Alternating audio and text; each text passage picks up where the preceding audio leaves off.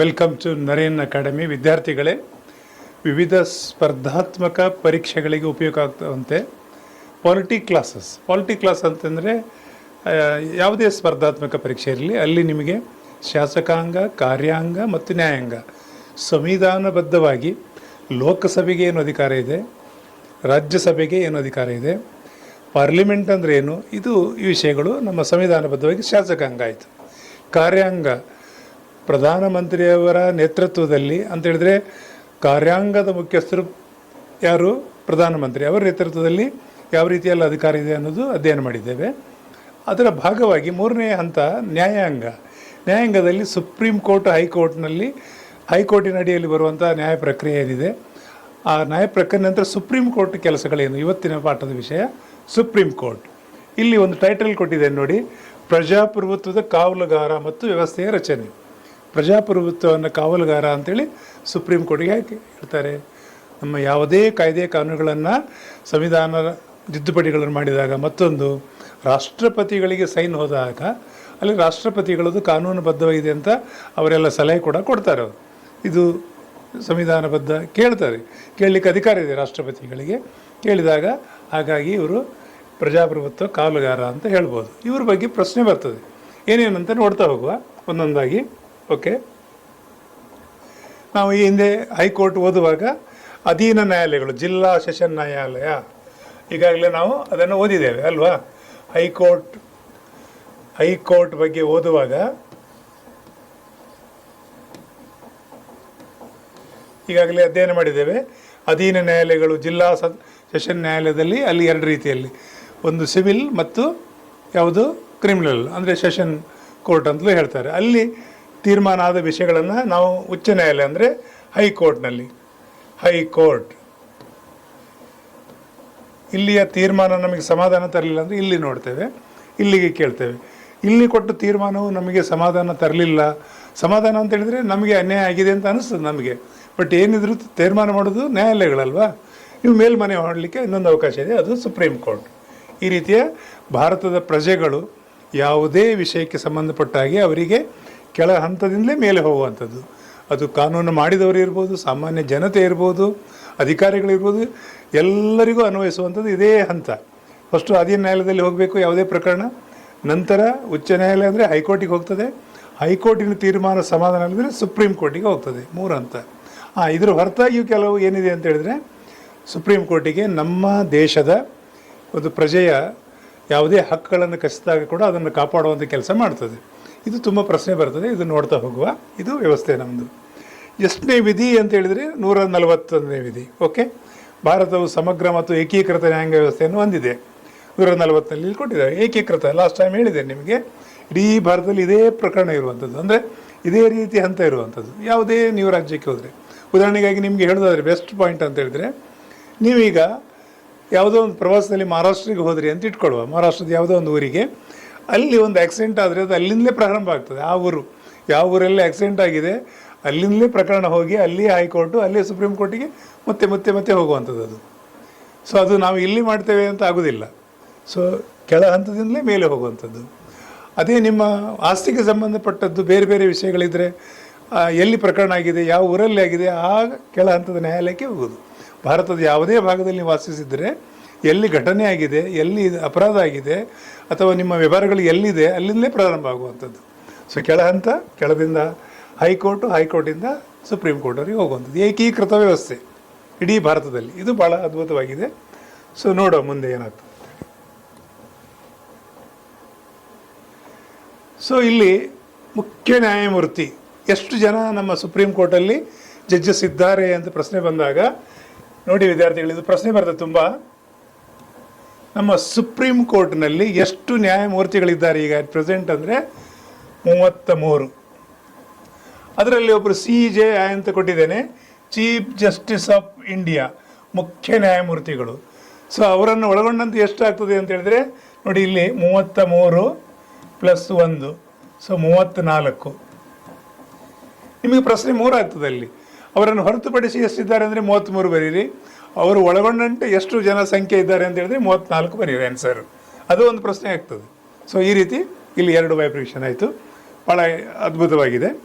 ಹಾಗಿದ್ರೆ ಭಾರತದ ಈ ಸುಪ್ರೀಂ ಕೋರ್ಟ್ ಜಡ್ಜ್ ಆಗಬೇಕಾದ್ರೆ ಏನೇನು ಅರ್ಹತೆ ಇರಬೇಕು ಅವರಿಗೆ ಪ್ರಶ್ನೆಗಳು ಬರ್ತದೆ. ನೋಡಿ, ಇಲ್ಲಿ ಒಂದು ಪಾಯಿಂಟ್ ಕೊಟ್ಟಿದ್ದಾರೆ, 1 ಪಾಯಿಂಟ್ ನೋಡಿ. ಭಾರತದ ಪ್ರಜೆಯಾಗಿರ್ಬೇಕು, ಅದಂತೂ ಎಲ್ಲ ವಿಷಯಕ್ಕೂ ಅನ್ವಯಿಸುವಂಥದ್ದು. ಭಾರತದ ಪ್ರಜೆಯಾಗಿರಬೇಕು 1 ಪಾಯಿಂಟ್. 5 ವರ್ಷಗಳ ಕಾಲ ಉಚ್ಚ ನ್ಯಾಯಾಲಯ ಅಂದರೆ ಹೈಕೋರ್ಟ್, ನೆನ್ಪಿಡಿ, ಹೈಕೋರ್ಟ್ನಲ್ಲಿ ನ್ಯಾಯಾಧೀಶರಾಗಿ ಕೆಲಸ ಮಾಡಿರಬೇಕು. ಆ ಅನುಭವ ಅವರಿಗೆ ಇರಬೇಕು. ನಮ್ಮ ದೇಶದ ರಾಜ್ಯಗಳಲ್ಲಿ ಬೇರೆ ಬೇರೆ, ನಾವು ನಿನ್ನೆ ಹೈಕೋರ್ಟ್ ಓದಿದ್ದೇವೆ ಅಲ್ವಾ, ಈ ಹಿಂದಿನ ಇದರಲ್ಲಿ. ಆ ಹೈಕೋರ್ಟ್ಗಳಲ್ಲಿ ಅವರು ಏನಾಗಿರಬೇಕು, 5 ವರ್ಷಗಳ ಕಾಲ ಅದರದ್ದು ನ್ಯಾಯಾಧೀಶರಾಗಿ ಕೆಲಸ ಮಾಡಿರಬೇಕು ಅಂಥವ್ರನ್ನು. ಇನ್ನೊಂದು ಅರ್ಹತೆ ಏನು, 10 ವರ್ಷಗಳ ಕಾಲ ಉಚ್ಚ ನ್ಯಾಯಾಲಯದಲ್ಲಿ, ಅಂದರೆ ಹೈಕೋರ್ಟ್, ಉಚ್ಚ ನ್ಯಾಯಾಲಯದ ಕನ್ಫ್ಯೂಸ್ ಆಗ್ತದೆ, ಅದಕ್ಕೆ ನಾನು ಹೈಕೋರ್ಟ್ ಅಂತ ಬರಿತಾ ಇರ್ತೇನೆ. ಹೈಕೋರ್ಟ್ ಇಲ್ಲಿ ನೀವು 10 ವರ್ಷ ವಕೀಲರಾಗಿ ಕೆಲಸ ಮಾಡಿರಬೇಕು ಹೈಕೋರ್ಟ್ನಲ್ಲಿ. ಒಂದೇ ಕೋರ್ಟ್ ಅಂತ ಕೇಳಿದ್ರೆ ಇಲ್ಲ, ಅವರು ಬೇರೆ ಬೇರೆ ಕರ್ನಾಟಕದಲ್ಲಿ ಮಾಡೋದು, ಮಹಾರಾಷ್ಟ್ರದಲ್ಲಿ ಎಲ್ಲೂ ಕೂಡ ಅವರು ವಕೀಲ ವೃತ್ತಿಯನ್ನು ಮಾಡಿರ್ಬೋದು. ಒಟ್ಟು 10 ವರ್ಷದ ದೀರ್ಘ ಅನುಭವ ಇರಬೇಕು ಅವರಿಗೆ. ಒಂದಾಯಿತು. ಇನ್ನೊಂದು ಭಾಳ ಇಂಟ್ರೆಸ್ಟಿಂಗ್, ಇದು ಕೂಡ ಹಾಕ್ತಾರೆ, ರಾಷ್ಟ್ರಪತಿಗಳ ಅಭಿಪ್ರಾಯದಲ್ಲಿ ನ್ಯಾಯಶಾಸ್ತ್ರಜ್ಞರಾಗಿರ್ಬೇಕು. ಎಸ್, ರಾಷ್ಟ್ರಪತಿಗಳು ಅನಿಸ್ತದೆ, ಈ ಎಲ್ಲ ಅನುಭವಕ್ಕಿಂತಲೂ ಅವರಿಗೆ ಅನಿಸಿದೆ ಅವರು ಭಾಳ ಶ್ರೇಷ್ಠರಿದ್ದಾರೆ, ಅವರನ್ನು ನೇಮಕ ಮಾಡಿದರೆ ಒಳ್ಳೆಯ ನ್ಯಾಯ ಪ್ರಕ್ರಿಯೆ ಆಗ್ತದೆ, ಅವರನ್ನು ನೇಮಿಸ್ಬೋದು. ಸೊ ಈ ಎಲ್ಲ ಪ್ರಕ್ರಿಯೆ, ಇದು ಅರ್ಹತೆಗಳು ನಿಮಗೆ ಬರ್ತದೆ. ಇನ್ನು ನಿಮಗೆ ಇನ್ನೊಂದು ಪಾಯಿಂಟ್ ಇಲ್ಲಿ ಬರ್ಬೋದು, ಎಷ್ಟನೇ ಅನುಸೂಚಿಯಲ್ಲಿ ನೋಡಿ, 3ನೇ ಅನುಸೂಚಿ, ಇದು ಕೂಡ ಒಂದು ಪಾಯಿಂಟ್ ಬರ್ತದೆ. ಪ್ರಮಾಣ ವಚನ ಸಂವಿಧಾನಕ್ಕೆ ಸಂಬಂಧಪಟ್ಟ ಹಾಗೆ ಅವರು ಕಾನೂನಿನ ರಕ್ಷಣೆ ಮಾಡ್ತೇನೆ ಅಂತ ತಗೊಳ್ತಾರೆ. ಸೊ ಪ್ರಮಾಣ ವಚನ ಎಷ್ಟನೇ ವಿಧಿಯಲ್ಲಿ, ಅಂದರೆ ಅನುಸೂಚಿಯಲ್ಲಿ ಇದೆ, ಅಂದರೆ ವಿಧಿಯಲ್ಲ, ಅನುಸೂಚಿ, 3ನೇ ಅನುಸೂಚಿ. ಯಾವುದಕ್ಕೆ ಸಂಬಂಧಪಟ್ಟದ್ದು, ಕಾನೂನನ್ನು ಎತ್ತಿ ಹಿಡಿತಾನೆ, ಸಂವಿಧಾನಕ್ಕೆ ಬದ್ಧನಾಗಿ ದೇವರ ಸಾಕ್ಷಿಯಾಗಿ ಅವರು ಪ್ರಮಾಣವನ್ನು ತಗೊಳ್ತಾರೆ. ಯಾರು ಬೋಧಿಸ್ತಾರೆ ಇವರಿಗೆ, ರಾಷ್ಟ್ರಪತಿಗಳು. ಸೊ ಪ್ರಮಾಣ ವಚನ ಯಾರು ಬೋಧಿಸ್ತಾರೆ ಅಂತ ಪ್ರಶ್ನೆ ಬಂದರೆ ರಾಷ್ಟ್ರಪತಿಗಳು. ಸೊ ರಾಷ್ಟ್ರಪತಿಗಳು ಕೂಡ ಯಾರನ್ನಾದರೂ ನೇಮಿಸಿ ಕೂಡ ಮಾಡ್ಬೋದು. ಸೊ ಅದು ಕೂಡ ಅಧಿಕಾರ ಇದೆ ರಾಷ್ಟ್ರಪತಿಗಳು, ಅವರ ಪರವಾಗಿ ಯಾರನ್ನಾದರೂ ಅವರು ನೇಮಕ ಮಾಡಿ ಮಾಡಿಸ್ಬೋದು. ಹೆಚ್ಚಿನ ಸಂದರ್ಭದಲ್ಲಿ ರಾಷ್ಟ್ರಪತಿಗಳೇ ಮಾಡ್ತಾರೆ. ಸೊ ಇಷ್ಟು ಪ್ರಶ್ನೆಗಳಾಯಿತು. ವಿಧಿ ಅಂತೇಳಿ ಕೊಟ್ಟಿದೆ, 124ನೇ ವಿಧಿ ಅಂತೇಳಿ. ಸೊ ವಿಧಿ ಅಂತ ಹೇಳಿದರೆ ಒಂದೇ ನೋಡಿ, ಅದು ಪ್ರತಿ ಸಲ ನಾನು ಯಾಕೆ ಹೇಳೋದಂದರೆ ಕನ್ಫ್ಯೂಸ್ ಆಗ್ತದೆ ಅಲ್ವಾ. ವಿಧಿ ಅಂತ ಹೇಳಿದರೆ ಒಂದೇ, ಆರ್ಟಿಕಲ್ ಅಂತ ಹೇಳಿದ್ರು ಒಂದೇ, ಆರ್ಟಿಕಲ್, ಓಕೆ, ಆರ್ಟಿಕಲ್. ಆಮೇಲೆ ಅನುಚ್ಛೇದ ಅಂತ ಹೇಳಿದ್ರು ಒಂದೇ, ಅನುಚ್ಛೇದ, ಓಕೆ. ಸೊ 124. ಸೊ ಇದು ಒಂದು ಕೂಡ ಒಂದು ಪಾಯಿಂಟ್ ಆಗ್ತದೆ. ಇಲ್ಲಿ ಇನ್ನೊಂದು ಕಡೆ 3ನೇ ಅನುಸೂಚಿ ಅಂತೇಳಿ, ಸರ್ ವಿಧಿ ಅನುಸೂಚಿ ಕನ್ಫ್ಯೂಸ್ ಆಗ್ತದೆ ಅಲ್ವಾ. ಅದಕ್ಕೆ ವಿಧಿ ಅಂತ ಹೇಳಿದ್ರೆ ನಮ್ಮ ಸಂವಿಧಾನದಲ್ಲಿ 1, 2, 3, 4 ಹೀಗೆ ಎಷ್ಟು ವಿಧಿಗಳಿದೆ, ಅಂದರೆ ಎಷ್ಟು ಅನುಚ್ಛೇದ ಇದೆ ಅಂದರೆ 395 ಮೂಲ. ಇದರಲ್ಲಿ ತಿದ್ದುಪಡಿ ಆದಮೇಲೆ ಜಾಸ್ತಿ ಇದೆ. ಎಷ್ಟು ಭಾಗ ಇದೆ ಅಂತ ಹೇಳಿದರೆ 22 ಭಾಗ. ಭಾಗ ಅಂದರೆ ಅಧ್ಯಾಯಗಳಿದ್ದಾಗೆ 22 ಭಾಗ, 395 ವಿಧಿ, ಆರ್ಟಿಕಲ್ ಎಲ್ಲ ಒಂದೇ ಇದು, ಓಕೆ. ಅನುಸೂಚಿ ಏನು ಅಂತ ಹೇಳಿದರೆ ಅದು ಎಷ್ಟಿದೆ ಅಂತ ಹೇಳಿದರೆ 12 ಇದೆ ಅನುಸೂಚಿ. ಎಷ್ಟಿದೆ? 12 ಅನುಸೂಚಿ. ಸೊ 12ರಲ್ಲಿ ಎಷ್ಟನೇ ಅನುಸೂಚಿಯಲ್ಲಿ ಇದು ಬರ್ತದೆ ಅಂತ ಹೇಳಿದಾಗ ಪ್ರಮಾಣವಚನ 3ನೇ ಅನುಸೂಚಿ. ಅನುಸೂಚಿ ಅಂದರೆ ಏನು ಸರ್? ಇದೆಲ್ಲ ಸಂವಿಧಾನದ ಅಲ್ಲದೆ, ಅದು ಸಂವಿಧಾನದ ಭಾಗವೇ, ವಿಸ್ತೃತವಾಗಿ ವಿವರಗಳಿರ್ತದೆ. ಇಲ್ಲಿ ಸಂಕ್ಷಿಪ್ತವಾಗಿದ್ದರೆ ಅಲ್ಲಿ ಡಿಟೇಲ್ಸು, ಯಾರು ಬೋಧಿಸ್ತಾರೆ, ಹೇಗೆ ಬೋಧಿಸ್ತಾರೆ, ಯಾವುದರ ಕುರಿತು ಬೋಧಿಸ್ತಾರೆ, ಎಲ್ಲ ಡಿಟೇಲ್ಸ್ ಆಗಿರ್ತದೆ. ಈಗ ಉದಾಹರಣೆಗಾಗಿ ನಮ್ಮ ಕರ್ನಾಟಕ ರಾಜ್ಯ ರಚನೆ ಆಯಿತು, ಅದರ ವಿಸ್ತರಣೆ ಏನು, ಎಷ್ಟು ಭೌಗೋಳಿಕ ಕ್ಷೇತ್ರ ಇದೆ, ಉತ್ತರಕ್ಕೆ ಏನಿದೆ, ದಕ್ಷಿಣಕ್ಕೆ ಏನಿದೆ, ಎಲ್ಲ ವಿಸ್ತೃತವಾಗಿ, ಮತ್ತು ಅದರಲ್ಲಿ ಯಾವ ಸಂದರ್ಭದಲ್ಲಿ ಅದು ಆಯ್ಕೆ ಆಯಿತು, ಅದರ ವಿಧಿ ಏನು, ಎಲ್ಲವನ್ನು ಯಾವ ಸೆಷನ್ನಲ್ಲಿ ಅದನ್ನು ಆಯ್ಕೆ ಮಾಡಲಾಯಿತು, ಇದೆಲ್ಲ ಡಿಟೇಲ್ಸ್ಗಳು ಇರುವಂಥದ್ದು. ಹೇಗೆ ರಚನೆ ಆಯಿತು, ಎಲ್ಲ ವಿಧಾನ ಅದು ಅನುಸೂಚಿಯಲ್ಲಿ ಬರ್ತದೆ. ಹಾಗಾಗಿ ಎಷ್ಟು ಅನುಸೂಚಿ ಇದೆ ಅಂತ ನಮಗೆಲ್ಲ ಪ್ರಶ್ನೆ ಬಂದರೆ 12. ಹಾಗಿದ್ರೆ ಇದು 3ನೇದು. ಇದು ಕೂಡ ಒಂದು ಪಾಯಿಂಟ್ ನೆನ್ಪಿಟ್ಕೊಳ್ಳಿ, ಒಂದಕ್ಕೊಂದು ತುಲನೆ ಇರ್ತದೆ. ಎಲ್ಲಿ ಯಾಕಂದರೆ ನಿಮಗೆ ಪ್ರಶ್ನೆಯಲ್ಲೇ ಗೊಂದಲ ಮಾಡ್ತಾರೆ, ಹಾಗಾಗಿ ಈ ಡೀಟೇಲ್ಸ್ ಆಗಿ ಹೇಳ್ತಾ ಇರೋದು, ಓಕೆ. ನೆಕ್ಸ್ಟ್ ಆಗಿದ್ದರೆ ನೋಡುವ ಏನು ಹೇಳ್ತಾ ಇದ್ದಾರೆ ಅಂತೇಳಿ. ಕೊಲೇಜಿಯಂ ವ್ಯವಸ್ಥೆ ಅಂದರೆ ನಮ್ಮ ಸುಪ್ರೀಂ ಕೋರ್ಟ್ ಜಡ್ಜ್ ಆಗಿರಲಿ, ಹೈಕೋರ್ಟ್ ಜಡ್ಜ್ ಆಗಿರಲಿ ನೇಮಿಸಲಿಕ್ಕೆ ಕೊಲೇಜಿಯಂ ಅಂದರೆ ಏನು ಸರ್ ಅಂತ ಹೇಳಿದರೆ, ನೋಡಿ ಸಿಂಪಲ್ ಆಗಿ ಹೇಳೋದಾದರೆ ಒಂದು ತಂಡ. ಅದು ಕೊಲೇಜಿಯಂ ಅಂದರೆ ಒಂದು ತಂಡ. Supreme court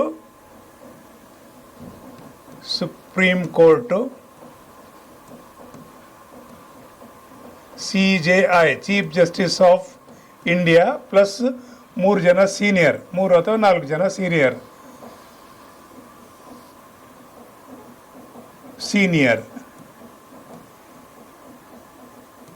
judges. ಈ ಸೀನಿಯರ್ ಜಡ್ಜ್ಗಳ ತಂಡ ಕೂತ್ಕೊಂಡು ಯಾರೆಲ್ಲ ಸೀನಿಯರ್ ಇದ್ದಾರೆ, ಯಾರನ್ನು ನೇಮಿಸಬೇಕು ಅಂತೇಳಿ ಆ ಪಟ್ಟಿ ರೆಡಿ ಮಾಡ್ತಾರೆ. ಆ ಪಟ್ಟಿಯನ್ನು ಕಾನೂನು ಇಲಾಖೆಗೆ ಬರ್ತದೆ. ಕಾನೂನು ಇಲಾಖೆ ಅದನ್ನು ರಾಷ್ಟ್ರಪತಿ ಕಳಿಸಾಗ ರಾಷ್ಟ್ರಪತಿಗಳು ಚೀಫ್ ಜಸ್ಟಿಸ್ ಆಫ್ ಇಂಡಿಯಾ ಆಗಿರ್ಬೋದು, ಭಾರತದ ಎಲ್ಲ ಮುಖ್ಯ ನ್ಯಾಯಮೂರ್ತಿಗಳು, ಆಗ ಏನು ಸಂಖ್ಯೆ ಹೇಳಿದೆ, ಆಮೇಲೆ ಹೈಕೋರ್ಟಿನ ಎಲ್ಲ ನ್ಯಾಯಾಧೀಶರನ್ನು ನೇಮಕ ಮಾಡೋ ಪ್ರಕ್ರಿಯೆ ಈ ರೀತಿ ಕೊಲೇಜಿಯಂ ವ್ಯವಸ್ಥೆಯಲ್ಲಿ ಆಗ್ತದೆ. ಅಂದರೆ ಇವು ಯಾರು ಸೂಕ್ತ ಅಂತೇಳಿ ಸೂಚನೆ ಮಾಡಲಿಕ್ಕೆ ಒಂದು ತಂಡ ಇದೆ. ಆ ತಂಡಕ್ಕೆ ಕೊಲೇಜಿಯಂ ಅಂತ ಹೇಳ್ತಾರೆ. ಒಂದು ತಂಡ, ಆ ತಂಡದ ಯಾರಿರ್ತಾರೆ ಅಂದರೆ ಚೀಫ್ ಜಸ್ಟಿಸ್ ಆಗಿ ಪ್ಲಸ್ ಒಂದು 3 ಜನ ಸೀನಿಯರ್ ಜಡ್ಜಸ್ಗಳ ಸುತ್ತಕೊಂಡು ಒಂದು ಪಟ್ಟಿ ರೆಡಿ ಮಾಡಿ ಅದನ್ನು ಏನು ಕಾನೂನು ಇಲಾಖೆ ಇದೆ ಭಾರತ ಸರ್ಕಾರದಲ್ಲಿ ಕಳಿಸ್ತಾರೆ. ಅಲ್ಲಿಂದ ಅದು ಪ್ರಕ್ರಿಯೆಯಾಗಿ ರಾಷ್ಟ್ರಪತಿಗೆ ಹೋಗ್ತದೆ. ರಾಷ್ಟ್ರಪತಿಗಳು ಅವರನ್ನು ನೇಮಕ ಮಾಡ್ತಾರೆ. ಸೊ ಇದೊಂದು ಪಾಯಿಂಟು. ಆ ದೃಷ್ಟಿಯಲ್ಲಿ ಇದು ಸಂವಿಧಾನಿಕ ವಿಧಿವಿಧಾನಗಳನ್ನೆಲ್ಲ ಇಲ್ಲಿ ಡೀಟೇಲ್ಸ್ ಕೊಟ್ಟಿದ್ದಾನೆ. ಇದು ಸ್ಕ್ರೀನ್ಶಾಟ್ ತಗೊಳ್ಳಿ. ಆ ಕೊಲೇಜಿಯಂನ ಕೆಲಸ ಇದು. ಓಕೆ, ಭಾಳ ಕ್ಲಿಯರ್ ಆಗಿದೆ. Okay, next ನೋಡುವಲ್ಲ. ಕೋರಂ ಕೊರತೆ ಇದ್ದಾಗ ರಾಷ್ಟ್ರಪತಿಗಳ ಒಪ್ಪಿಗೆಯೊಂದಿಗೆ CJI ಅವರು ಉಚ್ಚ ನ್ಯಾಯಾಲಯದ ನ್ಯಾಯಾಧೀಶರನ್ನು ಸರ್ವೋಚ್ಚ ನ್ಯಾಯಾಲಯದ ತಾತ್ಕಾಲಿಕ ನ್ಯಾಯಾಧೀಶರಾಗಿ ನೇಮಿಸಬಹುದು. ನೋಡಿ, ತಾತ್ಕಾಲಿಕ ನ್ಯಾಯಾಧೀಶರು ನೇಮಿಸಬಹುದಂತ ಅದು ವಿಧಿ ಯಾವುದು ಅಂತ ಕೇಳಿದರೆ 127.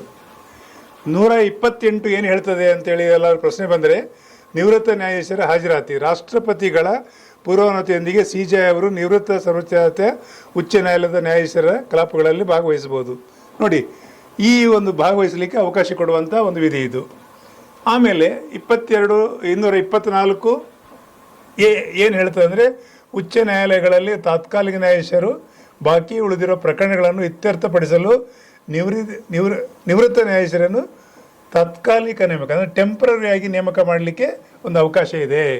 ಇದು 2021 ಒಂದು ಮಾರ್ಗಸೂಚಿ ಅನ್ವಯ ತಗೊಳ್ಬೋದು. ಯಾಕೆಂದರೆ ತುಂಬ ಕೊರತೆ ಇದ್ದಾಗ ನ್ಯಾಯ ಪ್ರಕ್ರಿಯೆಗೆ ವೇಗ ಕೊಡಲಿಕ್ಕೆ ಇದು ಒಂದು ಅವಕಾಶ ಮಾಡಿದ್ದಾರೆ.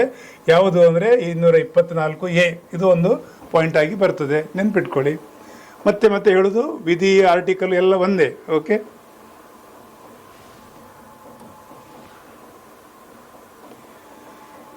ಇನ್ನು ಮೂಲ ಇವ್ರ ಕೆಲಸ ಕಾರ್ಯಗಳೇನು ಅಂತೇಳಿ, ಸರ್ವೋಚ್ಚ ನ್ಯಾಯಾಲಯದ ಕೆಲಸ ಕಾರ್ಯಗಳು ಏನು, ಭಾಳ ಇಂಪಾರ್ಟೆಂಟ್ ಏನು ಅಂತೇಳಿ ಇಲ್ಲಿ ಕೊಟ್ಟಿದ್ದೇವೆ ಅಲ್ವಾ.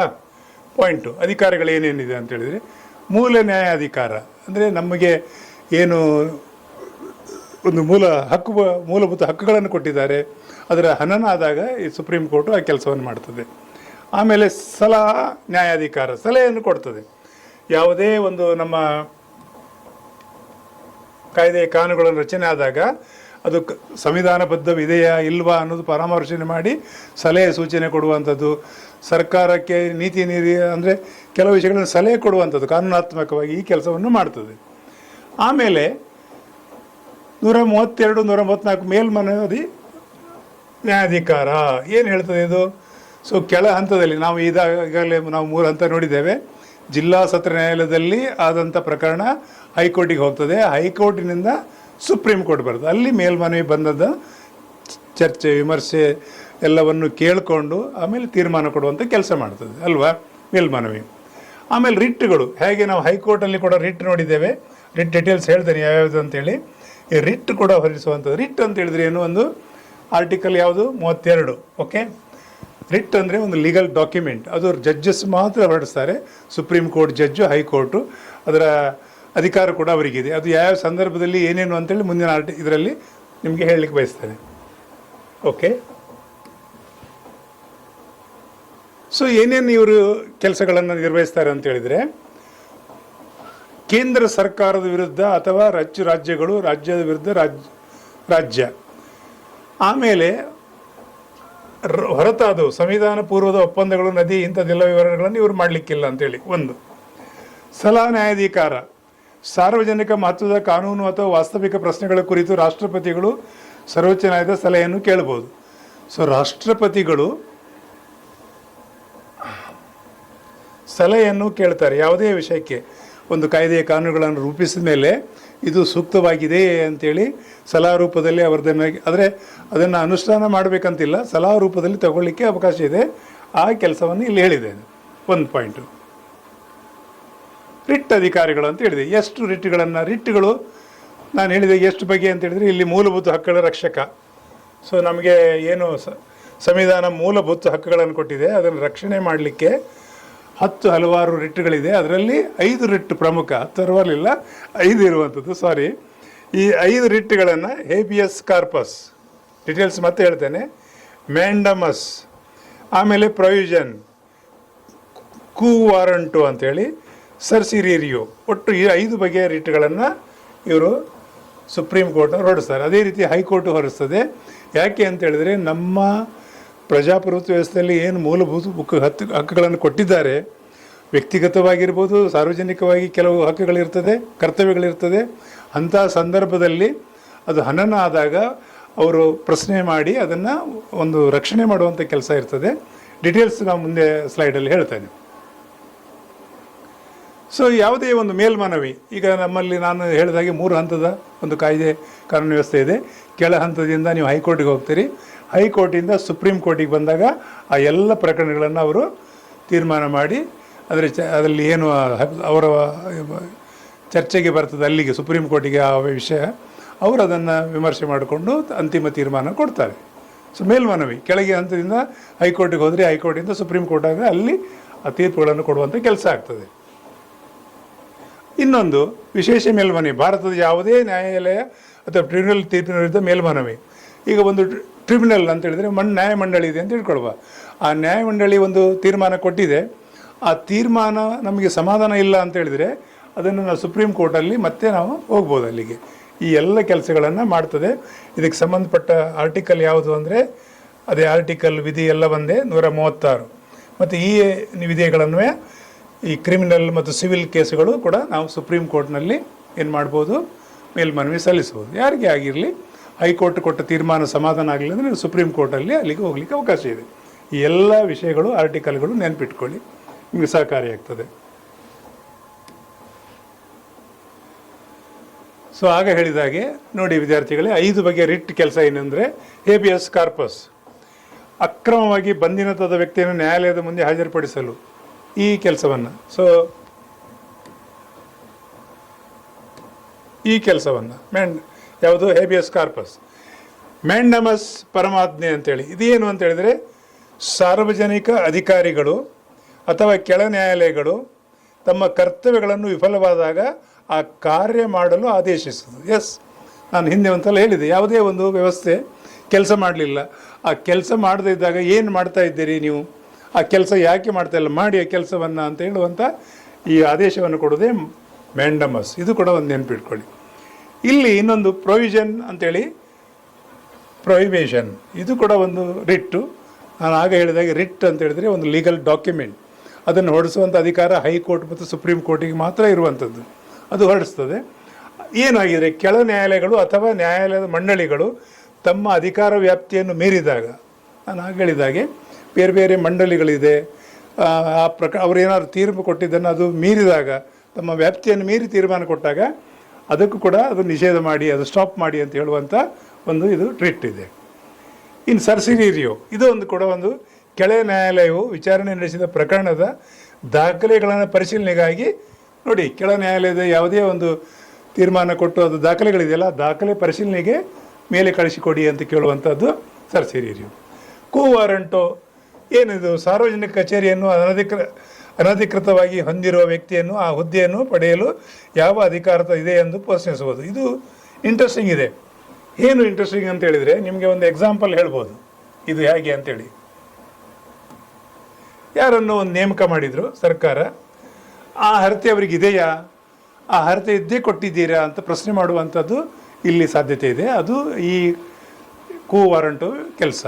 ಸೊ ಈ 5 ರಿಟ್ಗಳು ಏನೇನು ಕೆಲಸ ಮಾಡ್ತದೆ ಅನ್ನೋದು ಪ್ರಶ್ನೆ ಬರ್ತದೆ, ಅದರ ಉದ್ದೇಶ ಏನಂತ ಬರ್ತದೆ, ಮತ್ತು ಒಟ್ಟು ರಿಟ್ಗಳ ಸಂಖ್ಯೆ ಎಷ್ಟಿದೆ ಅಂತ ಹೇಳಿದರೆ 5, ಅದು ಕೂಡ ಒಂದು ನೆನಪಿಟ್ಕೊಳ್ಳಿ. ಆಮೇಲೆ ಹೆಸರು ಕೇಳ್ತಾರೆ, ಆ ಹೆಸರಿನ ಉದ್ದೇಶ ಕೂಡ ಕೇಳ್ತಾರೆ. ಇದ್ರ ಕೂಡ ಸ್ಕ್ರೀನ್ಶಾಟ್ ತಗೊಳ್ಳಿ, ಖಂಡಿತ ನಿಮಗೆ ಅದು ಸಹಕಾರಿ ಆಗ್ತದೆ. ಸೊ ಇಷ್ಟನ್ನು ಹೇಳ್ತಾ ಮುಂದಿನ ವಿಷಯಕ್ಕೆ ಬರುವ.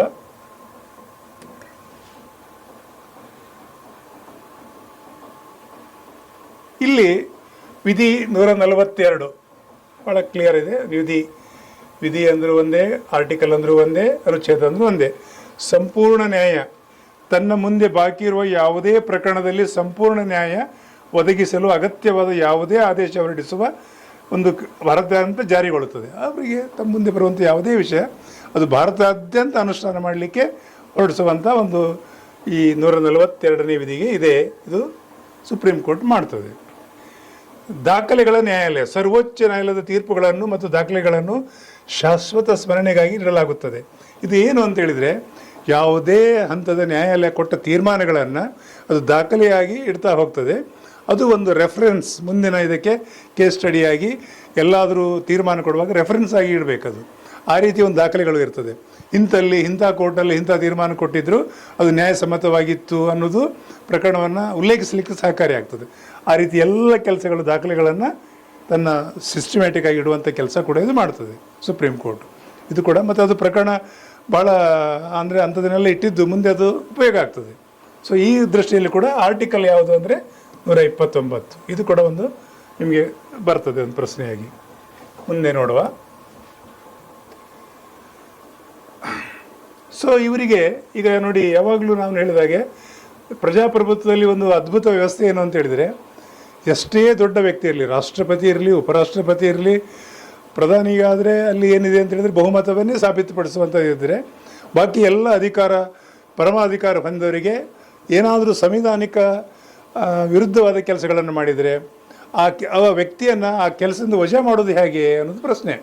ಹಾಗೆ ಸುಪ್ರೀಂ ಕೋರ್ಟ್ ಜಡ್ಜರು ಕೂಡ ತಪ್ಪು ಮಾಡಿದಾಗ, ಏನಾದರೂ ಕಾನೂನು ವಿರುದ್ಧವಾದ ಕೆಲಸಗಳನ್ನು ಆದಾಗ, ಆಮೇಲೆ ನಮ್ಮ ಸಂವಿಧಾನ ವಿರೋಧಿ ಕೆಲಸಗಳು ಆಗಿದ್ದರೆ ಅವರನ್ನು ವಜಾ ಮಾಡಿ ಮನೆಗೆ ಕಳಿಸುವಂಥ ಪ್ರಕ್ರಿಯೆಗೆ ಮಹಾ ಅಭಿಯೋಗ ಅಂತ ಹೇಳ್ತಾರೆ. ಸೊ ಇದು ನೆನ್ಪಿಡಿ, ಮಹಾ ಅಭಿಯೋಗ. ಸೊ ಈ ಮಹಾ ಅಭಿಯೋಗವೇ ಇಂಪೀಚ್ಮೆಂಟ್ ಅಂತೇಳಿ. ಈ ಇಂಪೀಚ್ಮೆಂಟು ಅಥವಾ ನಾವು ನಮ್ಮದೇ ಭಾಷೆಯಲ್ಲಿ ವಜಾ ಮಾಡಿ ಮನೆಗೆ ಕಳಿಸುವಂಥ ಪ್ರಕ್ರಿಯೆ. ಆರ್ಟಿಕಲ್ ಯಾವುದು ಅಂದರೆ 124(4). ಇದು ಕೂಡ ಆರ್ಟಿಕಲ್, ವಿಧಿ ಎಲ್ಲ ಒಂದೇ, ನೆನ್ಪಿಡಿ.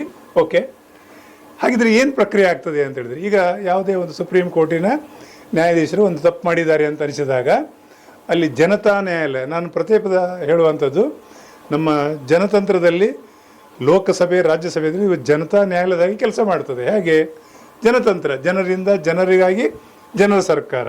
ಇಲ್ಲಿ ಆ ಪ್ರಕರಣ ಬರ್ತದೆ ನೋಡಿ. ಒಬ್ಬರು ಏನಾದ್ರು ತಪ್ಪು ಮಾಡಿದರೆ 100 ಲೋಕಸಭಾ ಸದಸ್ಯರು, 50 ರಾಜ್ಯಸಭಾ ಸದಸ್ಯರು ಸಹಿಯೊಂದಿಗೆ ಸ್ಪೀಕರ್, ಆಯಾ ಇದಕ್ಕೆ ಏನು ಈಗ ಲೋಕಸಭೆಗೂ ಒಬ್ಬರು ಸಭಾಧ್ಯಕ್ಷರಿದ್ದಾರೆ, ಆಮೇಲೆ ರಾಜ್ಯಸಭೆಗೂ ಸಭಾಧ್ಯಕ್ಷರು ಸಹಿ ಹಾಕಿ ಅವರ ಮೇಲೆ ಇಂಥ ಒಂದು ಅಪರಾಧ ಇದೆ, ಅವರನ್ನು ವಜಾ ಮಾಡಿ ಪ್ರಕ್ರಿಯೆಗೆ ಅಲ್ಲಿ ಇದಕ್ಕೆ ಹೋಗ್ತದೆ, ಮನವಿ ಹೋಗ್ತದೆ, ಅಂದರೆ ಲಿಖಿತವಾಗಿ.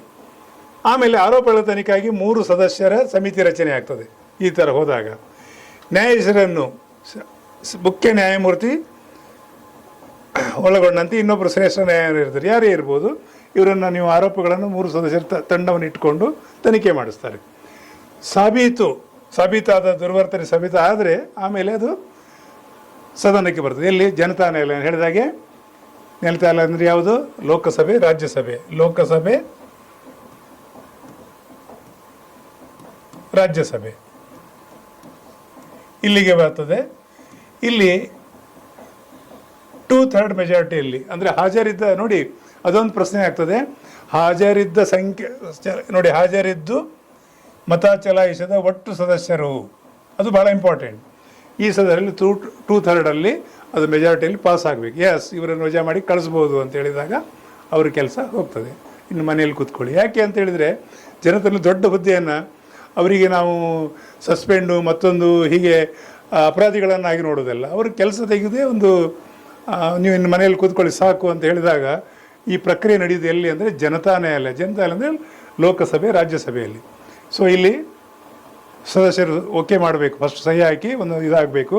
ಆಮೇಲೆ ಅದು ಸಣ್ಣ ಮಟ್ಟದಲ್ಲಿ ತನಿಖೆ ಆಗ್ತದೆ, ಸಾಬೀತಾದ ಹೌದು ಮೂಲನಟ ಕಾಣ್ತದೆ ಅಂತ ಹೇಳಿದಾಗ ಸದನಕ್ಕೆ ಬರ್ತದೆ. ಸದನದಲ್ಲಿ 2 ಸದನ, ಲೋಕಸಭೆ, ರಾಜ್ಯಸಭೆಯಲ್ಲಿ 2/3 ಮೆಜಾರಿಟಿಯಲ್ಲಿ ಅಂದರೆ ಹಾಜರಿದ್ದ ಸದಸ್ಯರಲ್ಲಿ ಅವರನ್ನು ವಜಾ ಮಾಡಿ ಆಮೇಲೆ ರಾಷ್ಟ್ರಪತಿಗಳ ಅಂಗೀಕಾರ ಆದಮೇಲೆ ಅವರಿಗೆ ಕೆಲಸದಿಂದ ವಜಾ ಆಗುವಂಥ ಪ್ರಕ್ರಿಯೆ ಆಗ್ತದೆ. ಅದಕ್ಕೆ ನ್ಯಾಯಾಧೀಶರ ಇಲ್ಲಿ ಕೊಟ್ಟಿದೆ, ನ್ಯಾಯಾಧೀಶರ ಮಹಾಭಿಯೋಗ. ಯಾವ ಆರ್ಟಿಕಲ್ ಅಂದರೆ 124(4) ಇಂಪೀಚ್ಮೆಂಟ್ ಅಂತ ಹೇಳ್ತಾರೆ. ಈ ಪ್ರಕ್ರಿಯೆ ನಡೀತದೆ. ಇದು ಒಂದು ನೆನ್ಪಿಟ್ಕೊಳ್ಳಿ, ತುಂಬ ಪ್ರಶ್ನೆ ಬರ್ತದೆ ಇದರಲ್ಲಿ. ಓಕೆ,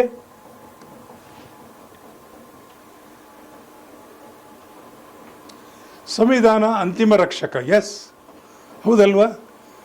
ಇಡೀ ನಮ್ಮ ಪ್ರಜಾಪ್ರಭುತ್ವದ ಯಾವುದೇ ಒಂದು ವ್ಯಕ್ತಿ ಜನತಂತ್ರದಲ್ಲಿ ನಿರ್ಭೀತಿಯಿಂದ ತನ್ನ ಎಲ್ಲ ಹಕ್ಕು ಮತ್ತು ಕರ್ತವ್ಯಗಳನ್ನು ಬದುಕಬೇಕಾದ್ರೆ ಅಲ್ಲಿ ನ್ಯಾಯ ಪ್ರಕ್ರಿಯೆಯಲ್ಲಿ ಅದು ರಕ್ಷಕನಾಗಿ ಕೆಲಸ ಮಾಡ್ತದೆ. ಈ ಟೈಟಲ್ ಹೇಳ್ತದೆ. ಇಲ್ಲಿ 142ನೇ ಅಧಿಕಾರ,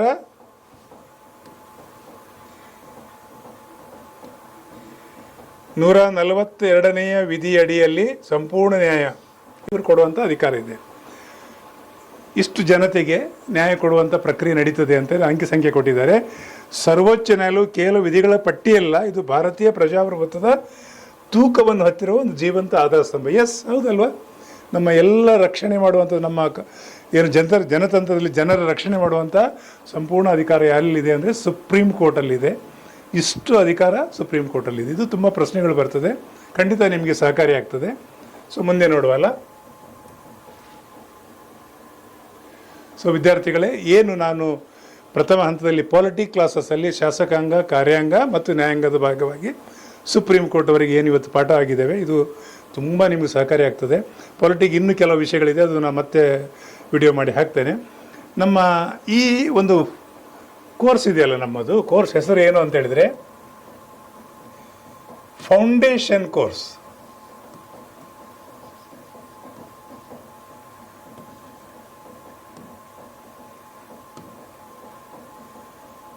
ಫೌಂಡೇಶನ್ ಕೋರ್ಸ್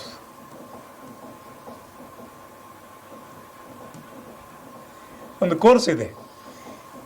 ಈ ಕೋರ್ಸ್ನಲ್ಲಿ ನಾವು ಏನು ಮಾಡಿದ್ದೇವೆ, ಇತಿಹಾಸ, ಸಂವಿಧಾನ, ಜಿಯೋಗ್ರಫಿ, ಕನ್ನಡ ಭಾಷಾಜ್ಞಾನ, ಪ್ರತಿಯೊಂದು ವಿಷಯಗಳ ಕುರಿತು 9 ಜನ ತಜ್ಞರು, ಬೇರೆ ಬೇರೆ ವಿಷಯಗಳ ತಜ್ಞರು ಇಲ್ಲಿ ರೆಕಾರ್ಡೆಡ್ ವಿಡಿಯೋಗಳನ್ನು ಹಾಕಿದ್ದೇವೆ. ಅದು ಫೌಂಡೇಶನ್, ಹೇಗೆ ಒಂದು ಕಟ್ಟಡಕ್ಕೆ ಫೌಂಡೇಶನ್ ಇಲ್ಲದೆ ಕಟ್ಟಡ ಕಟ್ಟಲಿಕ್ಕೆ ಸಾಧ್ಯ ಇಲ್ವೋ ಆ ರೀತಿ ಯಾವುದೇ ಸ್ಪರ್ಧಾತ್ಮಕ ಪರೀಕ್ಷೆಗೆ ಇದು ಸಹಕಾರಿಯಾಗ್ತದೆ. ಯಾವುದು ನೋಡಿ, ಇಲ್ಲಿ ಪಟ್ಟಿ ಕೊಟ್ಟಿದ್ದೇನೆ.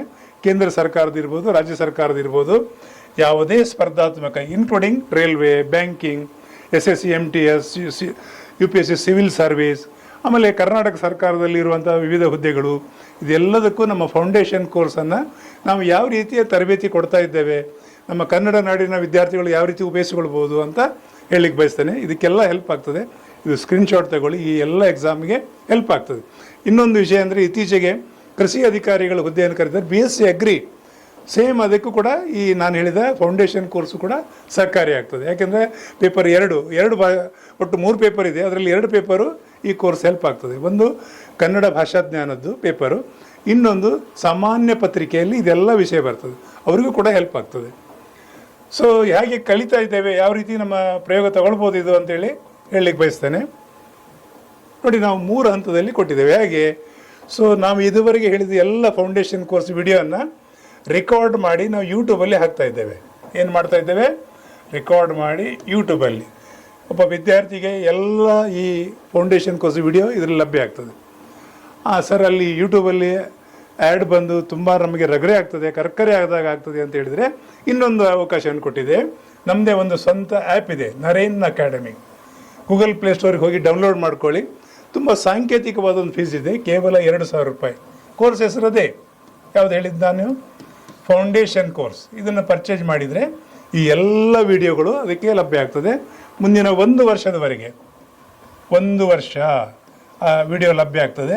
ಅಷ್ಟು ಮಾತ್ರ ಅಲ್ಲ, ನಾವು ಕಾಲಕ್ಕೆ ಟೆಸ್ಟ್ ಸಿರೀಸ್ ಮಾಡ್ತೇವೆ.